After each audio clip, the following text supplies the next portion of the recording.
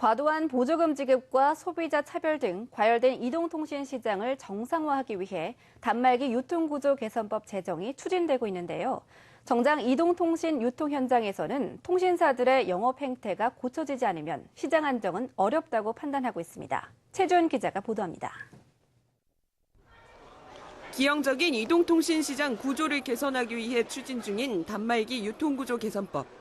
이번 정기국회에서 통과될 가능성이 높은 상황이지만 실효성에 의문이 제기되고 있습니다.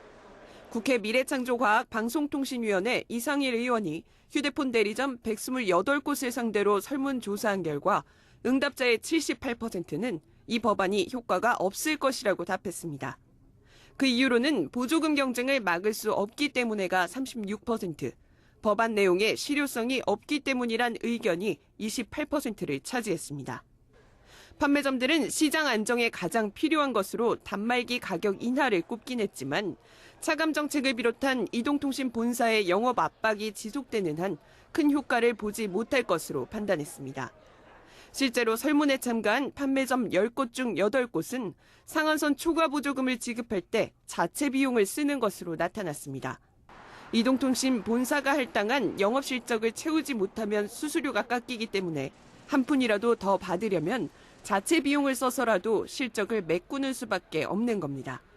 정부 규제와 현장과의 괴리가 드러난 만큼 법 통과에 앞서 충분한 검토가 필요하다는 지적이 나오고 있습니다. 정부는 보조금 과열 경쟁을 막기 위해 단말기 유통구조 개선 법안의 국회 통과를 추진하고 있지만 해당 법안은 시장 현실을 제대로 반영하지 못하고 있는 것으로 조사됐습니다. 정부는 조사 내용을 충분히 반영해서 해당 법안이 시장의 현실을 반영할 수 있도록 노력해 주기 바랍니다. 특히 단말기 유통구조 개선법은 국내 제조사에 대한 역차별과 생계형 판매점에 큰 피해를 줄 소지가 있어 주의가 필요합니다. 이동통신 시장에서는 유통 주도권을 잡고 있는 이동통신사들의 차감 정책을 없애거나 무리한 영업을 종용하는 행태부터 개선돼야 한다고 지적합니다. 한국경제TV 최주연입니다.